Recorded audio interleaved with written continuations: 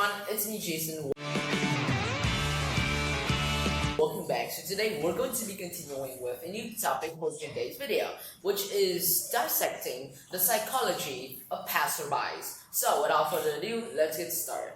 What do I actually mean when I actually emphasize about the psychology of passerbys? Well, generally, if you go out there and see in the streets a person who has just collapsed, from a heart attack, from a panic attack, or something that caused their collapse, then it is presumably assumed that many passerbys, they'll just ignore it, like they are really careless. Now, on the other hand, we do know that for such instances, let's just say a woman was walking amongst the public, and then she just collapsed. So what does this happen? Well, there are two situations. Number one, a person or many people from the crowd will call the ambulance and do whatever they can to help her. Okay, so that is just an imaginable good situation. Alright? Now that is really an unlikelihood that would happen. Why am I saying that? Let's explore the second situation to find out why. Because the second situation is when all people are careless, minding their own businesses and walking past by her. And some even take out their phones to record that she is, of course, injured or maybe collapsing or anything. And then they post it on the internet. These acts are very shameful. Well, that is the psychology of passerbys. Well, here's the psychology that many of the world's leading psychologists have found. It is that when someone will want to do something, they fear or they think that it would be a shame just them helping another person. But if it does not turn out right, then they'll be embarrassed. And so they'll think, well, I guess I'll just leave the situation here. Maybe, of course, somebody will just come and save her anyways. But I'm just gonna mind my own business. Now, imagine if everyone thought that.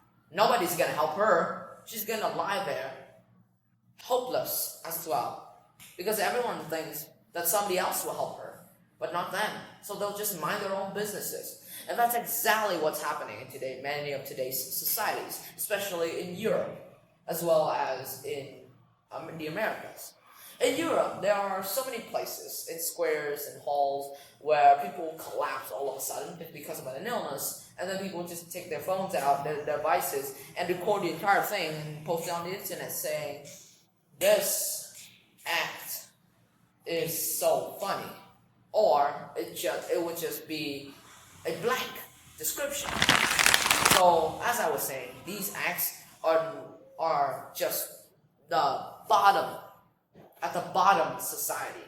And just for you to understand, the psychology of passerbys is so confusing that many people out there, they just seem to think that it isn't their problem, or once they think that they've just caused a small problem, then it would not lead to a chain reaction, like from small to big, or the butterfly effect.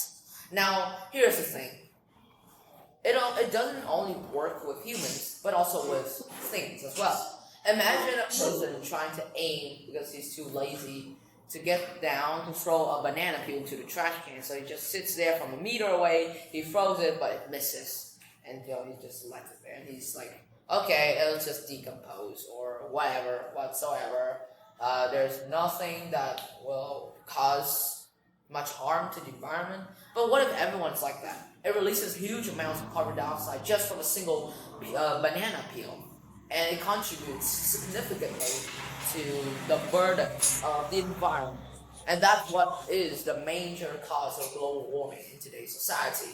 And so the psychology of passerbys isn't only just a small problem or thing that many people should care, but we are aiming for the psychology of passerbys because we want to emphasize carelessness and the unrepresented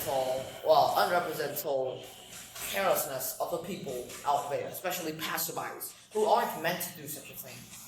So I think that is it on my video. Hope to see you soon. Goodbye.